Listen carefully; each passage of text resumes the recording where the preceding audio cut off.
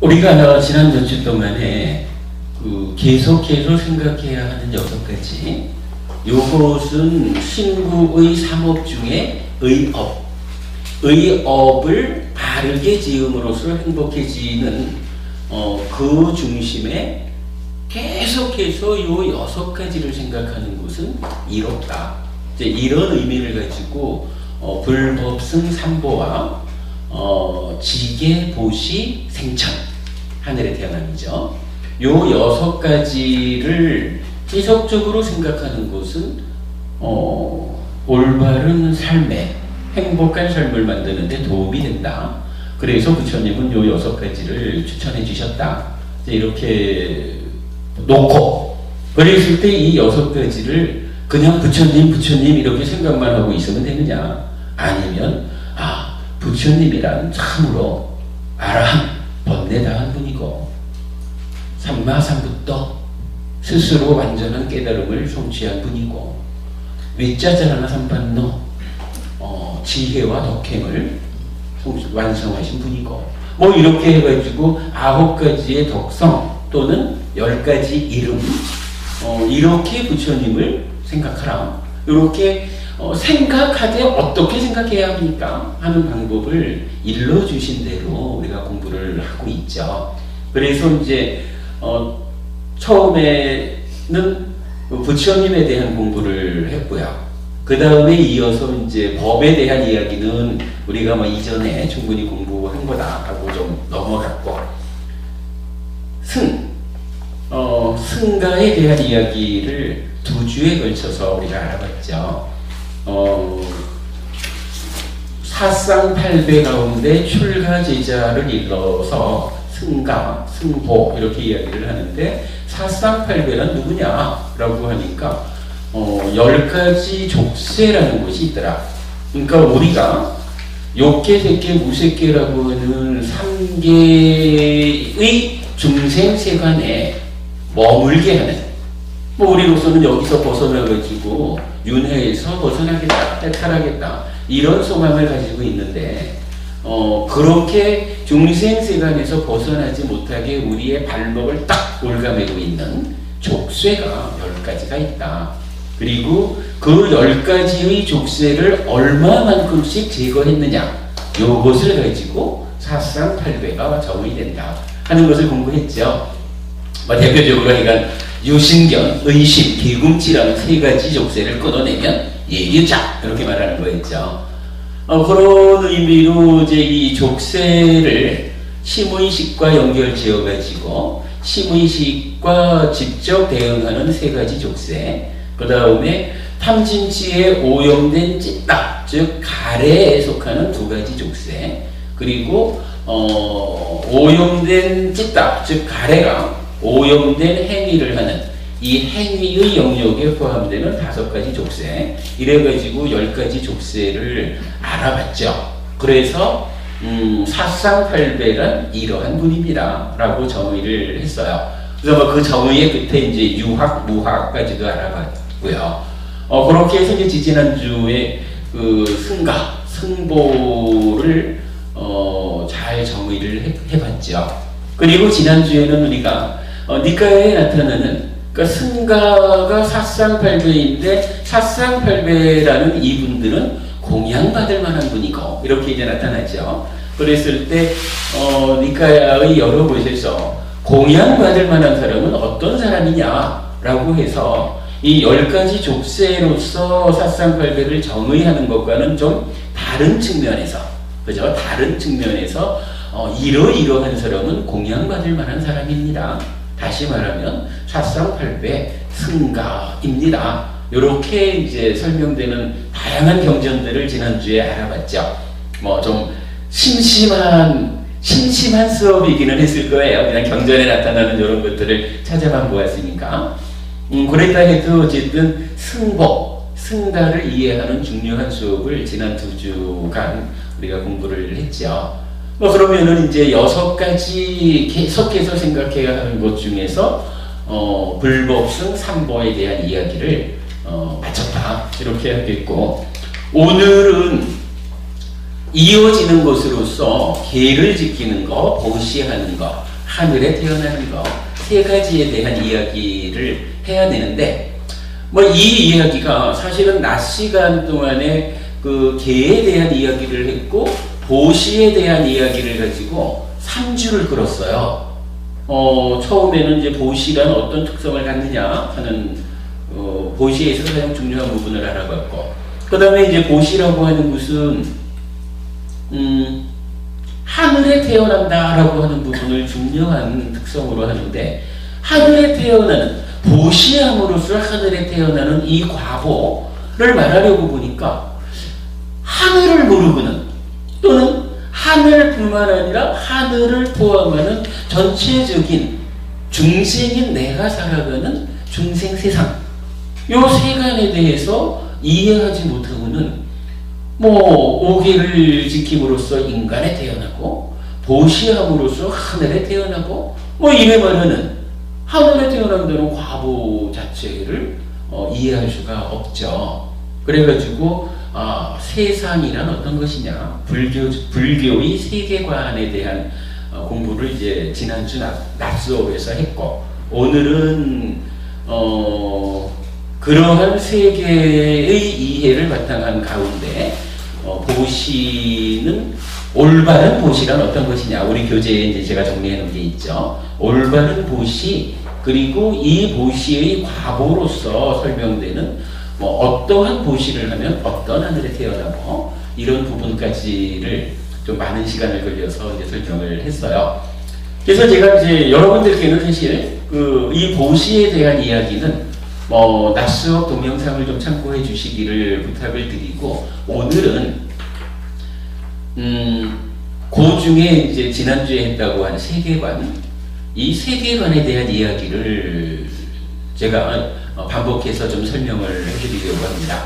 사실은 이 세계관이라고 하는 것이 단순히 어떤 보시를 하면 어떤 세상에 태어납니다, 이런 보시와 관련된 어떤 이야기로만 받아들일 수가 없어요. 왜냐하면 어쨌든 나라고 하는 존재는 오치원 이래가지고 색수상행식 오온에 집착함으로써 스스로 자기 존재, 나야 라고 하는 자아의식 가운데 존재가 되어가지고, 그러니까 중생으로서 살아가는 내 삶의 터전을 부처님은 욕계, 색계, 무색계라고 하는 세 가지 세상으로서 설명해주고 있거든요.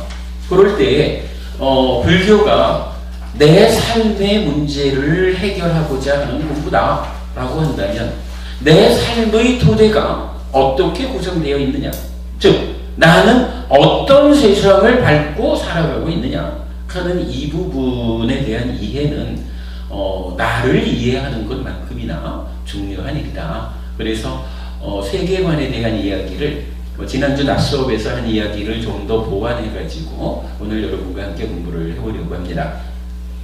자, 이렇게 한번 보죠. 어쨌든 우리가 오치원이랑, 하여간 참 이 오치원 많이 듣습니다. 오치원을 나, 자기 존재 이렇게 말하거든요. 근데 이제 이 오치원이 어떤 삶을 사느냐라고 볼 때 대략 이렇게 나눌 수가 있어요. 어떤 사람은 이게 뒤에 필요한 부분은 좀 수정한다 치고, 마음이라는 요 내 마음을, 이 마음이야말로 나지 이렇게 보는 사람. 그런가 하면 어떤 사람은 요 마음에다가 몸을 더해가지고, 사실 우리가 지금 이러 보면 이 몸과 마음 합해가지고 낫죠, 그죠? 그런데 또 어떤 사람은 여기에다가, 사실 우리가 사는 게 그렇잖아요. 마음이 어떤지 모르지만 그래도 이 몸을 가지고 몸으로 만나지는 세상을 지향하면서 살잖아요.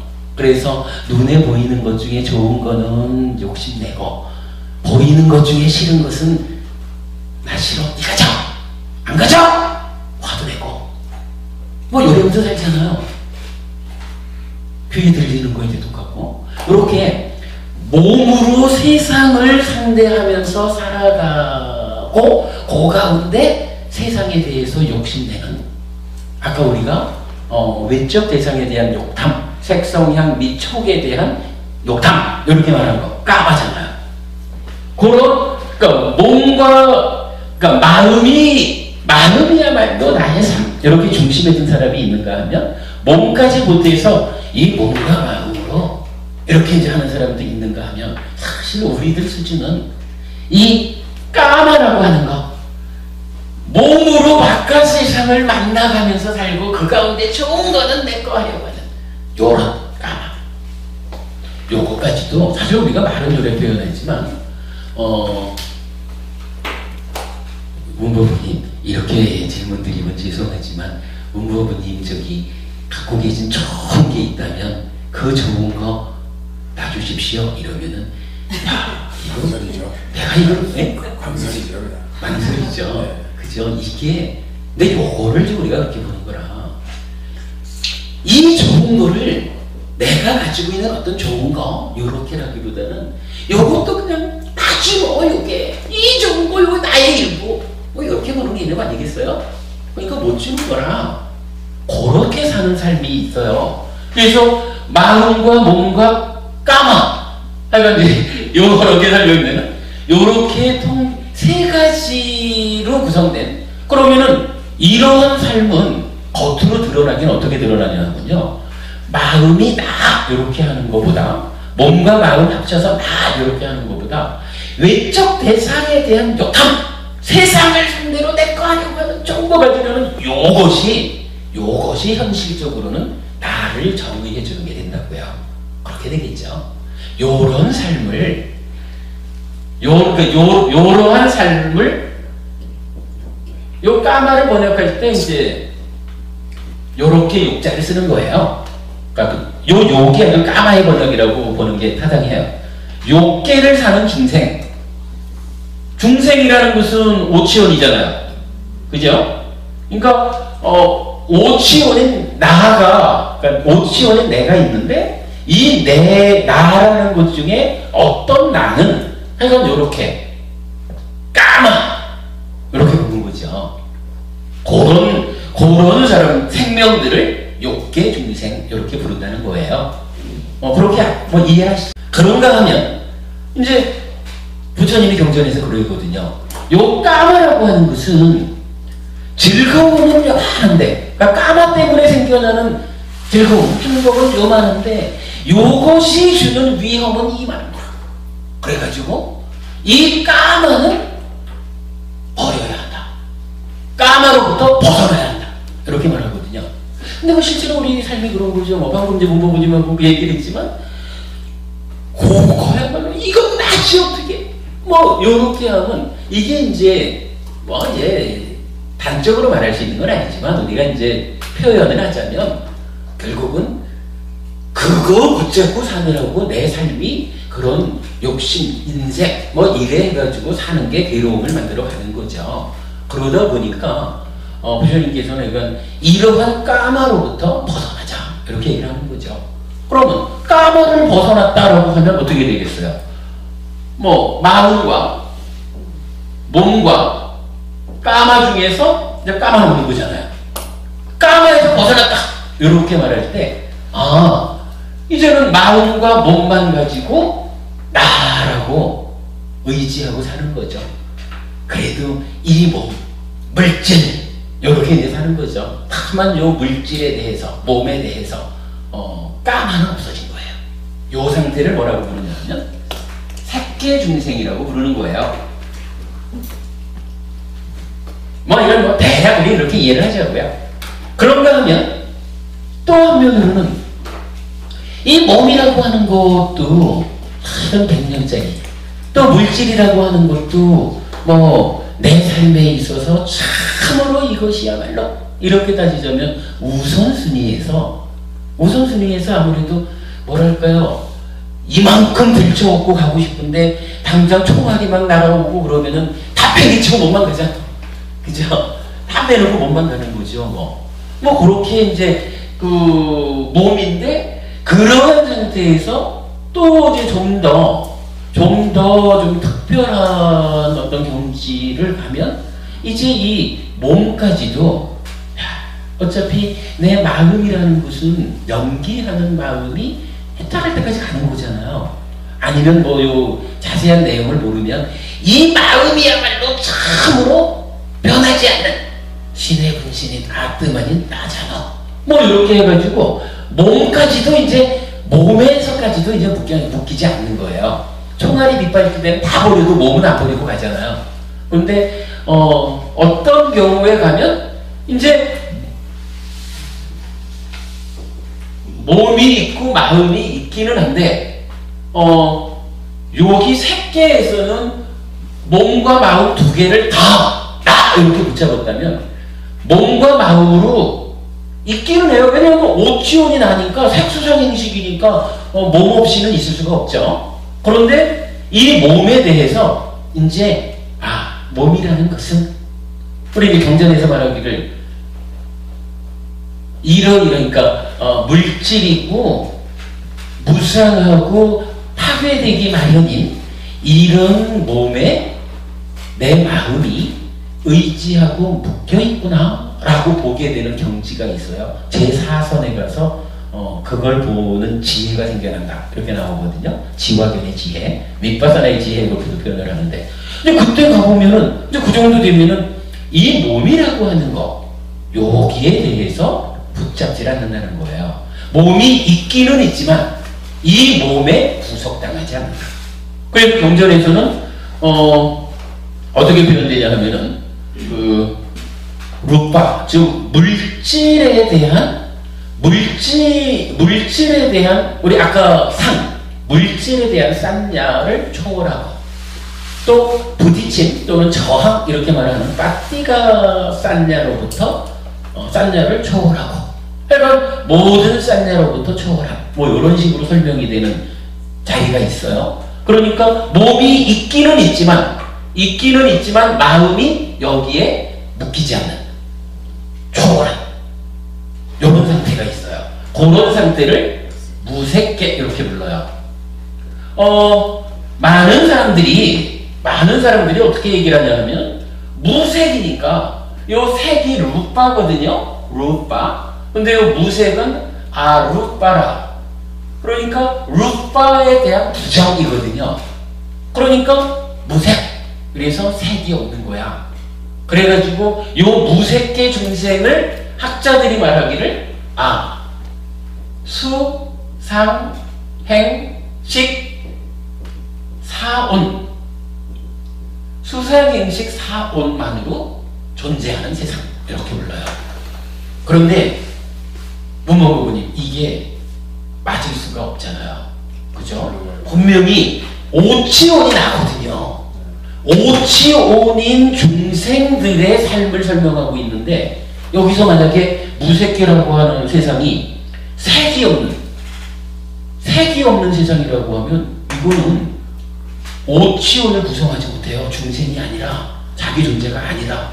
그죠? 그래서 제가 이렇게 설명을 하는 거예요. 몸이 있기는 있는 거예요. 그러나 이 몸에 대한 싼야가 초월이 돼 있어. 몸에 의해서 제약받지 않아.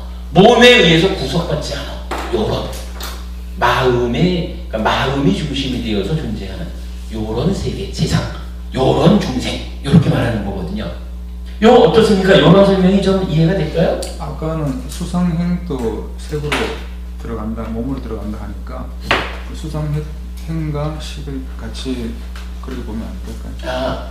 그러니까 수상행은 몸, 요거는 마음 이렇게 해요. 근데 그게 안 되는 게 오온에서 말할 때는 그 색이 있으면 이 색에서 즉 안입이 설신 색성향 미촉 여기서 식이 생겨나가지고 그 식에 의해서 수상행이라는 과정을 거치는 거거든요. 식이 없으면 식이 생겨나지 않는 거라. 식이 없이 수상행을 할 수가 없죠. 그래서 그게 안 되는 거예요. 타당하죠? 그 니까에서는 수상행과 색을 몸으로 보고 이렇게 본다 할까? 제가 이해하기로는요. 요게 그 저기 대인연경이라는 데서 12연기를 구체적으로 설명하는데 심지어는 명색과 식의 상호관계에 의해서 내가 묘배한다 이런 표현까지 구체적으로 나타나요. 그러니까 식과 명색으로 구분을 하는 것이 본래 이제 그 경전적으로 하여간 명색은 색, 수, 상, 사, 작의, 촉 이렇게 이제 6가지로 나타나요. 그런데 작의와 촉이라는 것은 하나의 현상, 작용일 뿐이지 쌓이는 게 아니거든. 어제 우리가 옷 이렇게 말할 때는 쌓이는 거잖아요.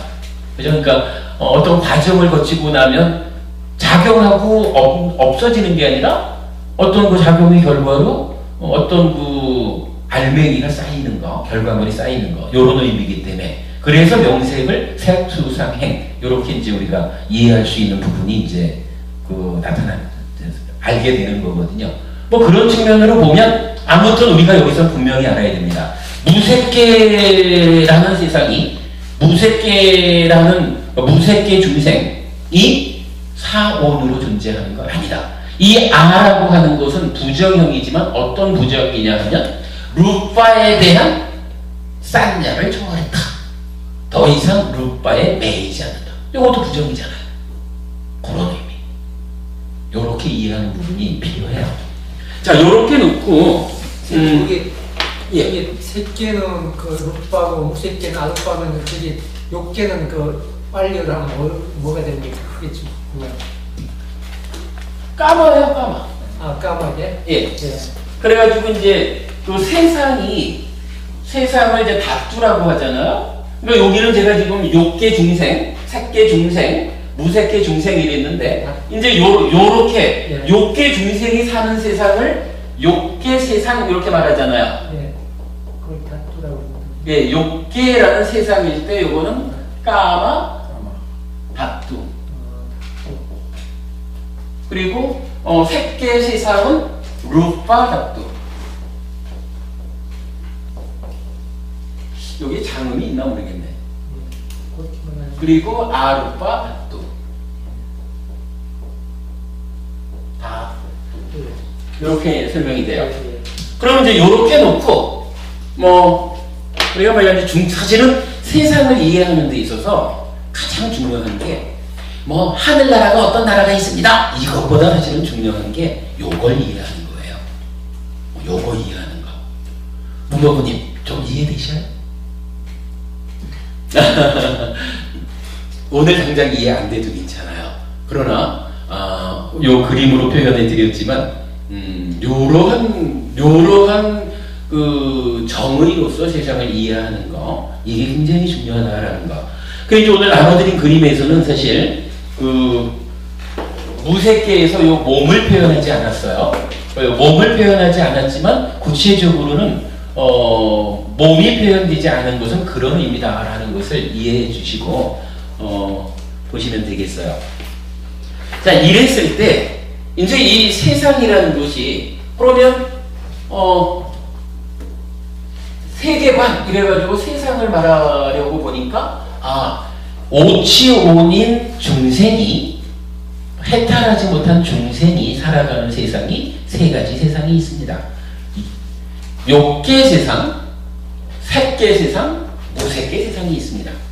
이렇게 되면 이제 우리가 늘 말하는 욕계, 색계, 무색계 3개가 중생 세간입니다. 요 말이 정의된 거죠? 네.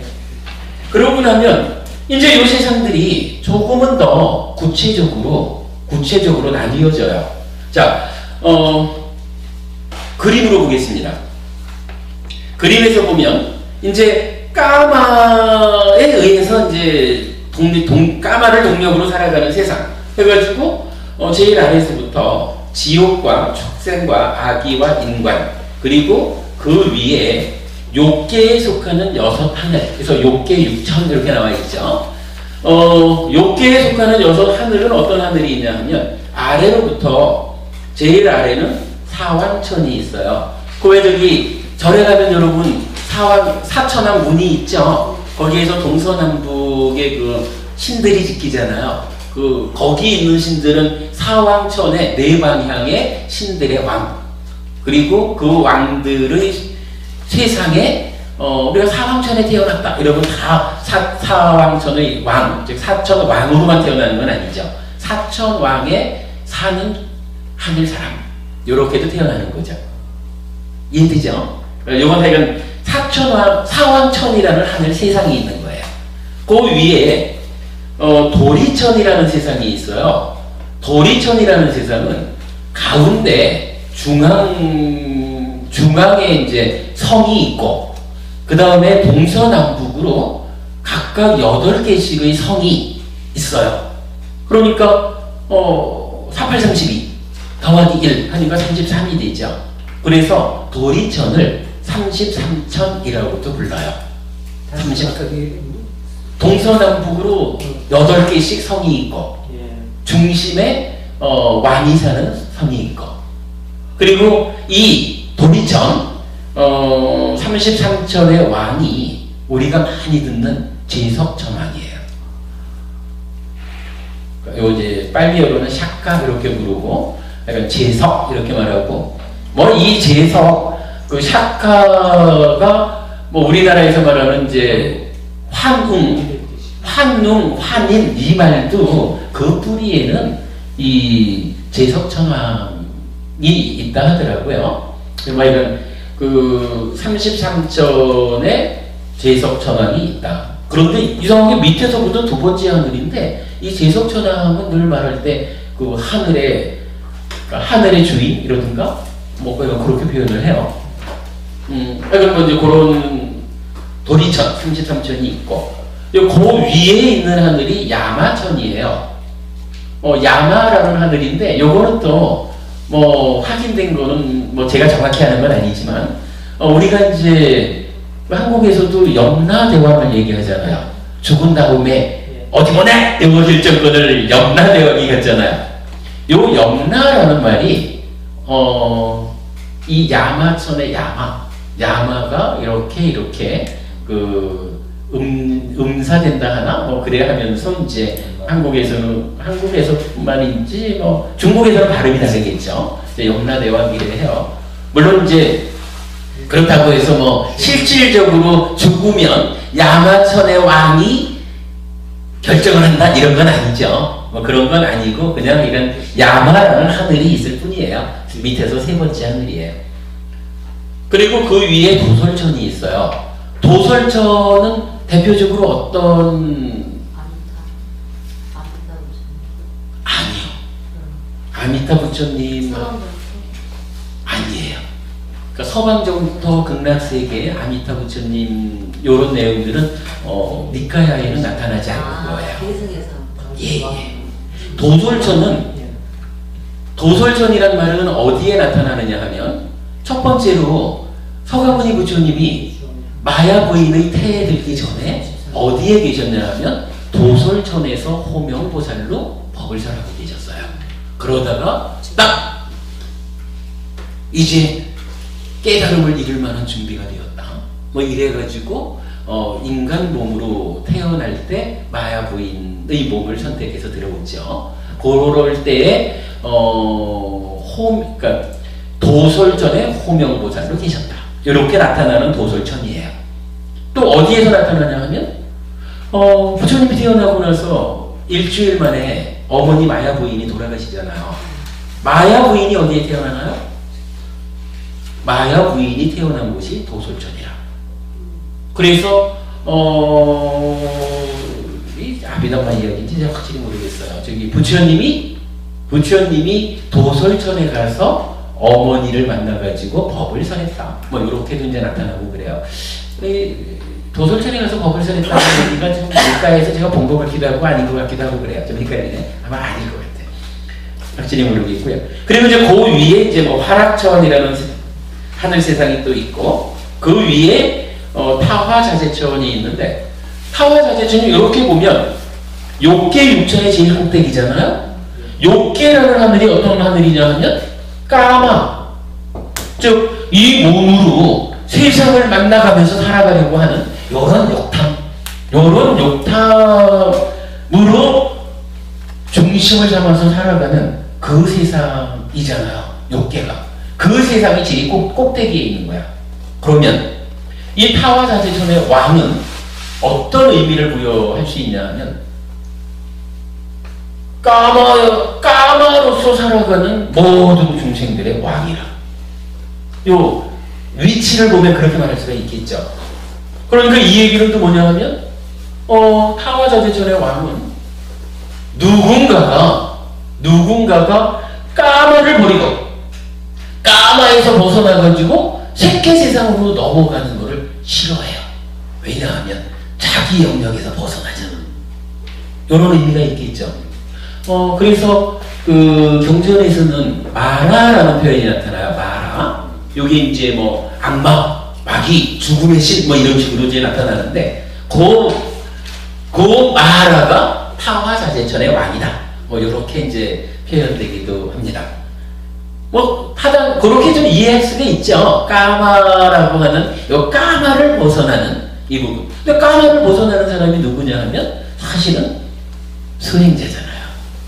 우리가 이제 아까는 얘기를 안 했지만 요 색계 하늘 지금 나타나는 거지만 색계 하늘이라는 세상이 어떤 세상인가요? 초선, 제2선, 제3선, 제4선이라고 하는 요 사선의 수행의 성취에 의해서 이루어지는 하늘이라. 그래서 초선천, 제2선천, 제3선천, 제4선천 이렇게 나타나죠.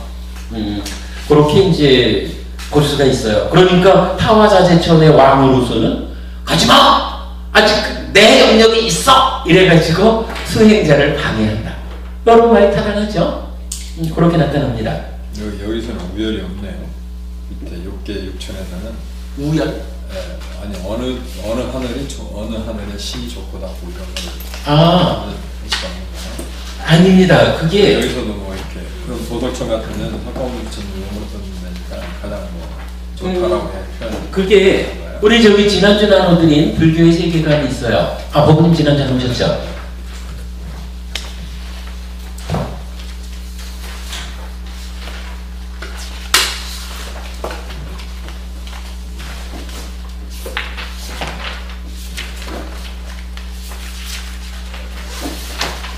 지난주엔 좀 많이 드렸어요. 제가 읽어보고 시간상 그냥 가르치는 저만 일단 좀 보겠습니다. 그러시죠. 맞다. 오랜만에 결석하시니까 결석하신 것을 몰랐네.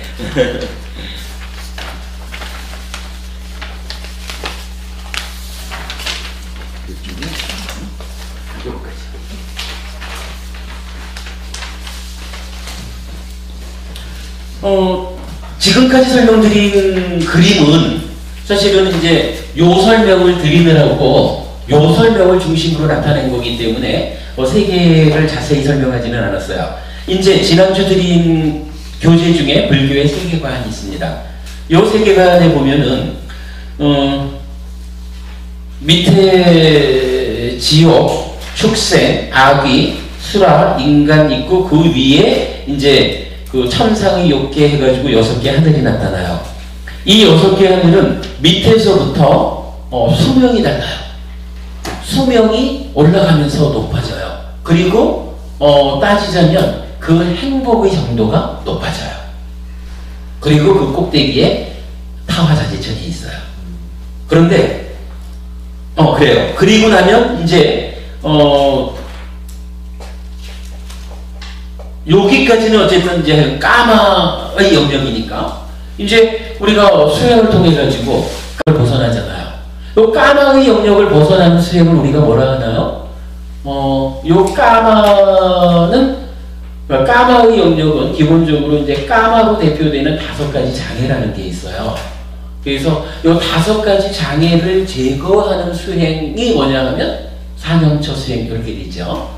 사념처 수행을 통해 가지고 5가지 장애를 제거하면 그때 초선을 성취한다 이렇게 말하거든요. 그래서 초선이 성취되면 그때부터가 색계 세상으로 올라가는 거예요. 자, 그렇게 해서 이제 색계 세상에 올라가면 색계 세상은 초선, 제2선, 제3선, 제4선 4개의 하늘로 크게 분류가 돼요. 그리고 다시 상세하게 분류를 하면 초선이 3개의 하늘로 분류돼요. 요 자료에 의하면 범중천 해서 이제 브라흐마까 이까 했어요. 범중천이 있고 그 위에 범보천 그리고 대범천. 초선천이 3개의 작은 하늘로 나뉘어져요. 근데 여기서 여러분 한 가지는 우리가 알아야 되는데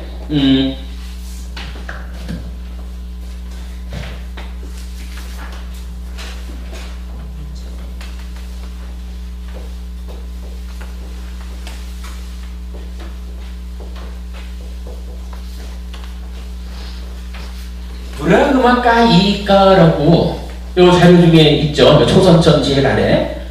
그래가지고 요거를 브라흐마가 범이라 브라흐마 그리고 범중 무리중자를 써서 범중천 이렇게 이제 번역을 했거든요. 그런데 요거 여러분 우리 교재 중에 저기 우리 매일 독송하는 자리니까 40몇 페이지가 되나 50페이지가 되나 엄청 편하고요. 계속해서 생각해야 하는 6가지 중에 생천, 예. 그러니까 48쪽이요. 48쪽을 보시면 위에 빨리어 부분에서 빨리어 부분의 4번째 줄에 보면은요. 4번째 줄에 보면은 뭐 긴 단어가 하나 있고 산티 대와 브라흐마까 이까 해가지고 지금 여기에 쓴 단어가 나타나죠. 그런데 밑에 가서 이제 우리말 번역된 데를 보면 우리말 번역의 2번째 줄에 맨 끝에 보면 범신천의 신들 이렇게 돼 있어요.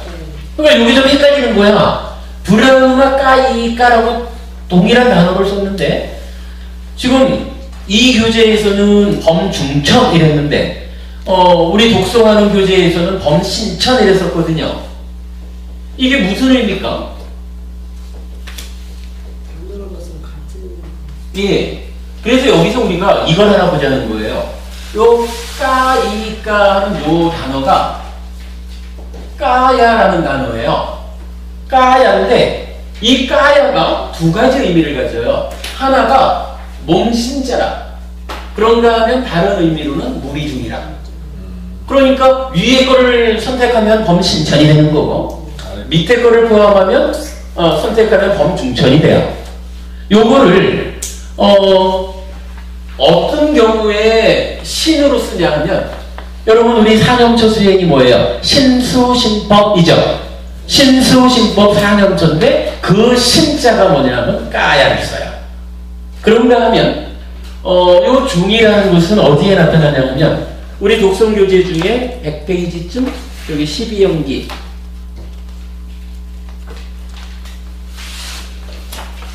107페이지 한번 볼까요?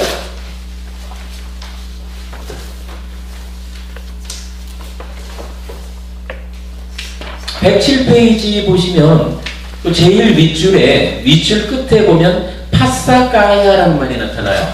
파사가 촉이거든. 촉에 까야예요. 까야를 몸으로 하면 파사의 몸 이렇게 해야 되죠. 그런데 그 밑에 번역에 가면 뭐라고 되어 있냐 하면 비구들이요 6가지 접촉의 무리가 있나니 이렇게 말하죠. 여기에서는 까야를 무리 중으로 쓰는 거예요. 요렇게 요 까마가 몸신으로도 되고 무리중으로 된다. 그래서 범중천이라고도 쓸 수 있고 범신천이라고도 쓸 수 있는데 어떤 게 타당한 번역인지는 잘 모르겠다. 그러니까 우리가 현재로서는 어떤 데서는 범중천으로 나타나고 어떤 데서는 범신천으로 나타나는데 요게 원어로는 같은 거다. 그리고 그 새끼 하늘의 첫 번째인 초선천을 다시 3개로 나눴을 때 최초의 초선천이 브라흐마까 이까 범신천 또는 범중천이다. 요렇게만 여러분 이해를 하시면 되겠죠. 이 하늘이 각각의 어떤 의미를 갖는지 하는 것은 우리 카페에 좀 올려져 있기는 한데 관심 있으신 분은 그렇게 보시면 됩니다. 자, 그렇게 해서 초선이 3개가 있고, 그 다음에 이제 제2선이 또 3개로 나뉘고요. 제3선도 3개로 나뉘어요. 그 다음에 이제 주목할 게 제4선을 보시면,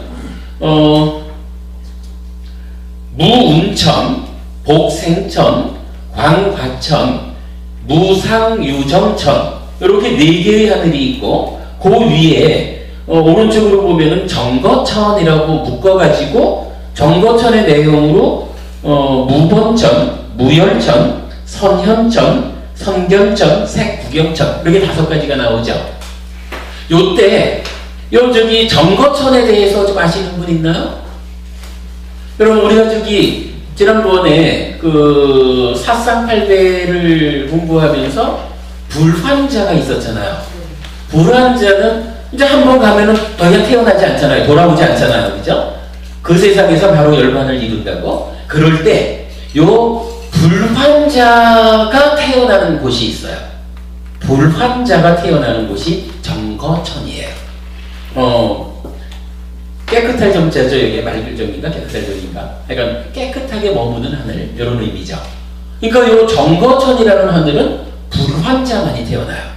그런데 우리는 보통 불환자는 정거천에 태어난다 이렇게 알지만 이 정거천도 하나의 하늘이 아니라 작게는 5개의 하늘로 구성이 되어 있어요. 뭐 그렇게 알면 되겠죠.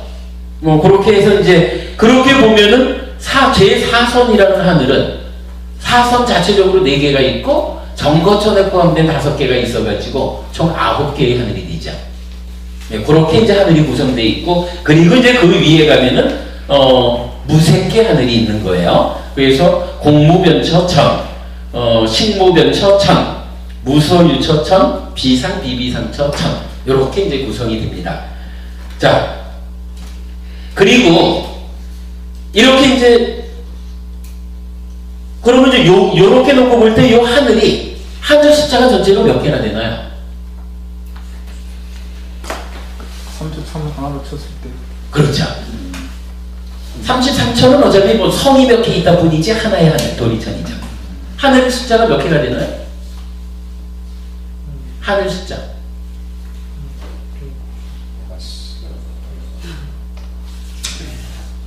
28개가 됩니다. 하늘이, 그래서 불교의 세계관에 나타나는 하늘이 28개가 되는 거예요. 그리고 나면 하늘보다 이제 좀 낮은 세상은 어떤 세상이 있어요? 첫째로 우리 인간들이 사는 세상이 있죠. 그리고 그 밑에 아귀의 세상이 있어요. 그리고 그 밑에 짐승, 축생의 세상이 있고 그 밑에 지옥이라는 세상이 있어요. 우리가 보통은 아귀를 축생보다 더 아래쪽에 놓는 것으로 생각을 하는데 경전에서는 그렇게 안 나타나요. 그럼 밑에서부터 보면 지옥, 축생, 아귀, 인간, 하늘 이렇게 나타나요. 그리고 이제 그 아귀와 인간 사이에 그 수라를 넣는 경우가 있는데 수라를 넣어가지고 6개로 말하는 거야. 지옥, 축생, 아귀, 수라, 인간, 하늘. 그렇게 말하면 보통 뭐라고 하나요? 육도, 윤회 이렇게 말하죠. 근데 니까야적으로는 사실은 요 수라가 하나의 세상으로 나타나지를 않아요. 그래서 수라를 빼고 하면은 5개의 하늘이 나타나죠. 5개의 세상. 그래서 부처님은 경전에서 나는 우리들이 이렇게 살아가는 5갈래 길을 잘 안다. 이래가지고 5도의 세상에 대해서 잘 안다. 이런 표현도 나타나고 그래요. 그러면은 이제 이렇게 한번 여쭤보죠. 새해가 되면 보신각에 종을 치잖아요. 한번보니 보신각 종 몇 번 쳐요? 33번. 33번 무슨 의미죠? 낮 수업에서는 타워는 전 세상이네. 우리가 얘기할 때는 그냥 절에서 33천 얘기하는데 그 보신각처럼 그거 저기 치는 거 아닌가요? 독립선언 그 얘기를 하대요. 아니 낮 수업에서는 이제 민족 대표 33인 이 얘기를 해서 제가 의미가 있으니까. 예, 그래서 이제 제가 그러면 광복하기 전에는 보신각 좀 안 쳤나 이렇게도 이제 물어봤었는데 그 말씀도 타당한 것 같아요. 저 이제 뭐 옛날에는 그런 용도로 안 썼다 뭐 이래야 하고. 근데 이제 이게 모르겠어요. 제가 옛날에 공부할 때는 33일 이 얘기는 없었고 이 세계관에 의해서, 왜냐하면 28개 하늘에다가 지금 한국 불교가 대승불교니까 수라가 끼워져 가지고 다섯 세상이 밑에 있잖아요. 그래서 총 33개의 세상이 있는 거죠. 그래서 33번 종을 친다는 것은 이 33개의 모든 세상에 있는 중생들, 어차피 여기 오치원들, 중생들의 평안을 바라는 그런 종을 친다. 이렇게 이제 제가 알고 있는데, 이게 뭐 이런 얘기가 좀 어떨지 몰라도 세월이 지나면서 한국 문화의 많은 부분들이 좀 불교적인 부분이 많이 이렇게 좀 핍박받았다 할까? 이러다 보니까 이게 사실은 좀 애매해요. 기미 독립선언문에 동참한 33명을 기리기 위해서 종을 친다? 한국 역사에 그분들이 과연 새해맞이를 위해서 대표할 수 있는 분들인가? 또 그 중에 과연 지금까지 그 친일로 돌아서지 않은 사람이 몇 명이나 있다고? 이게 좀, 그런데 이제 아마도 좀 이 33번을 이런 세상으로 치자면 불교적인 세계관을 인정하는 게 되잖아요. 그래서 좀 이렇게 돌려 말하는 것 같은데, 우리가 좀 바르게 알아야 될 필요가 있고, 또 이제 절에 가면 아침 저녁으로 종을 치잖아요. 예, 33번 치잖아요. 이 얘기거든요. 그러니까 대승적으로 구성된 하늘, 그래서 33개의 세상으로 이제 치고 있다라는 건 이제 우리가 이해하면 되겠고, 시간이 많이 됐으니까 그냥 한 가지 얘기만 하면서 마무리를 짓겠습니다. 이렇게 세 개가 형성되어 있는데, 이 세 개 중에 믿을 수 있는 세상이 몇 개가 있어요? 부모님, 믿을 수 있는 세상. 잘 모르겠는데요. 믿을 수가 없는 것 같아요. 뭐 체험을 한다니 지금. 에이, 그래도 최소한 인간 세상 인간 세상. 여기 밑에는 알지만. 세 개? 뭐가 세 개가 있어요? 아니, 세상이 아니니까 저기 광업위대 현재고 세 개 정도. 아니. 요 33개의 세상 중에, 그러니까 33개로 구성된 세상 중에 믿을 수 있는 거. 지금 보이는 게 두 개는 인간 세상, 축생을. 그렇죠. 네. 근데 우리가 여기서 요 부분을 짚어야 돼요. 교리적으로는 우리 이제 테라와다적으로 수라 빼고 오도 윤회한다. 지옥과 축생과 아기와 인간과 하늘 세상이라는 5갈래의 그 길을 윤회하면서 우리가 해탈할 때까지 중생으로의 삶을 삽니다. 이렇게 교리적으로 말하지만 사실은 보이는 게 인간과 축생밖에 없잖아요. 부모님, 저기 지옥이 있다, 아귀가 있다, 하늘이 있다라는 거 확실히 믿을 수 있어요? 근데 이제 이런 건 이제 제 생각인데요. 우리가 하루를 살면서도 아까 저 시 만우 속에 막 돌아가지 않습니까? 화가 났다가 막 죽이고 싶었다가 뭐 이런 것들이 돌아가지 않습니까? 그럴 때는 짐승 같은 생각이 났다가 귀신을 잘못하지, 그런 것들이 돌아가지 않는 하루 속에서도.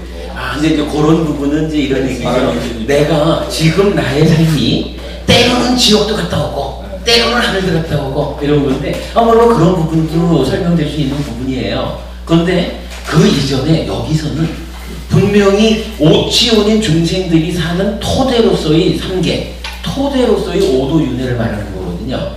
이럴 때 과연 이 오도의 세상 중에 인간과 짐승 말고 나머지 세상을 우리가 있다라고 할 수 있느냐? 이 부분에 대해서 우리가 입장 정리를 하자고요. 네. 자, 부처님을 말할 때 사생자부 이러잖아요. 태란 습화 사생의 자애로운 아버지 이러는데, 태라는 게 우리가 태로 태어났고, 란이라는 게 많은 것들이 알로 태어났죠. 그리고 습으로 태어난다라고 하는 게 좀 과학적으로는 어떻게 설명돼야 될지 모르지만 습기에서 생겨나는, 이렇게 말하는 것은 그건 축생까지를 이렇게 포함해서 말하죠. 그런데 이제 나머지 화생이라는 게 있어요. 화생이라는 게 뭘까? 라고 보면, 자, 5가지 그 길 가운데 태란 습은 인간과 축생으로서 설명이 돼요. 그리고 요거는 어쨌든 보이는 거니까 확실히 알아요. 그런데 나머지 화생이라고 하는 것은 뭔지 잘 모르겠고, 지옥이나 악이나 하늘 세상은 보이지 않아서 모르거든요. 그런데 여기에서 우리가 이제 몇 주 전에 공부한 거지만 신구의 3업 중에 의업 중에 제일 바닥에 있는 게 견해잖아요. 그래서 10악업을 10선업으로 바꾸는 우리의 공부, 수행 이럴 때 가장 밑에 있는 곳으로 그걸로서 사견을 정견으로 바꾸는 요거잖아요. 그랬을 때 정견을 우리가 이제 정리를 해봤죠. 그랬을 때 그 정견 중에 네 번째가 뭐였냐 하면 부처님이 화생하는 중생이 있다라고 생각하는 것이 올바른 견해다 이렇게 말하거든요. 그러면 우리가 부처님의 제자라면 부처님 제자로서의 입장으로는 우리가 잘 보이지 않아서 모르지만 부처님이 화생하는 중생이 있다. 그대들이 아직까지 지혜의 눈이 부족해서 드러나 보이지 않지만 예를 들어 이런 거죠. 빛을 놓고 봐도 빛이 엄청 그 많은 파장을 갖고 있지만 그 중에 빨주노초 파남보 요 가시광선밖에 못 보잖아요. 보이지 않는다고 없는 건가요? 보이지 않아도 있는 건 있어요. 그러면 세상을 인간 세상과 짐승 세상은 보이니까 있는데 나머지는 그냥 교리지 뭐 이렇게 하고 갈 거냐? 아니면 부처님께서 이것이 바른 견해입니다. 나는 그대들이 아직 보지 못하는 즉 가시광선 밖의 세상을 이런 얘기죠. 부처님은 지혜의 눈으로서 보아서 알려주는 겁니다. 이 얘기잖아요. 부처님이 보아서 알려주는 그러한 삶이 있다는 거예요. 그런데 화생하는 중생이 있다 이렇게 말씀하셨는데 화생하는 세계가 화생하는 자리가 어디냐 하면 경전에 나타나기를 지옥과 악귀와 하늘 세상으로 나타나요. 그러면 화생하는 중생이 있다라는 이 한마디가 뭘 말해요? 우리가 윤회하는 이 갈래는 화생으로의 지옥, 보이는 세상으로 그러니까 태란습으로의 축생, 화생으로의 악귀, 태생으로의 인간은 분명히 태생권이죠. 그리고 화생으로의 하늘 요렇게 해서 5 길이 있다. 우리는 지옥에서부터 하늘까지 이 5 길을 업에 따라서 윤회하면서 산다. 그리고 이 얘기는 또 뭔가요? 화생으로서의 하늘 요 하늘 세상이라는 게 뭐예요? 욕계 육천이지만 또 색계 하늘, 무색계 하늘. 그러니까 만약에 보이지 않아서 인정할 수 없어 이렇게 말한다면 색계 하늘, 무색계 하늘이라고 하는 두 하늘이. 그러니까 우리 오치온인 이 자기 존재가 욕계, 색계, 무색계의 3계를 무대로 살아갑니다. 라고 하는 이 말이 색계, 무색계가 부정되는 거라. 왜? 보이지 않는 화생이 없다. 신이 없다라고 하면 색계와 무색계는 신의 영역이잖아요. 뭐 욕계, 육천이 없어지는 건 뭐 까짓멍에 배제하고라도 무시하더라도 색계, 무색계라는 세상이 없어지는 거예요. 그러면 불교의 세계관이라는 욕계, 색계, 무색계의 이 세계관 자체가 부정되는 거예요. 그렇다면 우리가 어떻게 보아야 하느냐? 사실은 우리가 있는지 없는지 모르는 거예요. 가시광선 밖에 뭐가 있는지 하는 것은 그거는 그래도 물질적인 현상이니까 과학자들이 기계를 만들어가지고 증명을 해주잖아요. 세계라는 것은 보이지 않는 세상, 이 화생하는 것은 물질이 아니다 보니까 기계적으로 과학자가 보여줄 수는 없어요. 그걸 누가 보여줬나요? 부처님이 보고 이러이러하게 존재한다. 그리고 이것을 확인하는 방법이 있다. 가시광선 밖의 것은 기계로 확인을 하지만 이러한 보이지 않는 세상은 어떻게 확인을 하느냐? 내가 가르쳐주는 대로 수행을 해라. 수행을 해서 눈이 올라가면 보인다. 이렇게 말하는 거거든요. 불자가 보이지 않는 거 어떻게 뭐 있다 하겠어. 오직 인간과 축생뿐이지. 이렇게 접근을 하면 불교 공부는 제로가 되는 거예요. 왜? 우리 삶의 터전이 욕계, 색계, 무색계라는 이 세계 자체가 부정되는 거라. 그 얘기는 오치온인 내가 부정되는 거고, 불교가 100% 거짓말, 옛날 이야기가 돼버려요. 이 부분 우리가 세계관에서 주목해야 되는 부분입니다. 앞에 저기 오온에 대한 이야기를 우리가 좀 잠깐 해야 했지만 워낙 그 주제가 그렇다 보니까 좀 심도 있게 받자. 그래도 우리가 시간이 많이 늦었습니다. 이렇게 마치겠습니다. 여러분 수고하셨습니다. 다음 주에 뵙겠습니다. 와, 박수도 쳐주시고 감사합니다.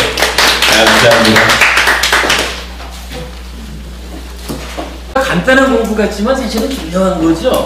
세계관에 대해서 우리가 잘 공부를 안 하고 가는데 사실은 이 세계관 공부가 정말 중요한 공부예요. 우리 삶의 터대에서 세계관 없이는 공부가 안 되는 거라. 그걸 믿어야 그게 보이는 경제가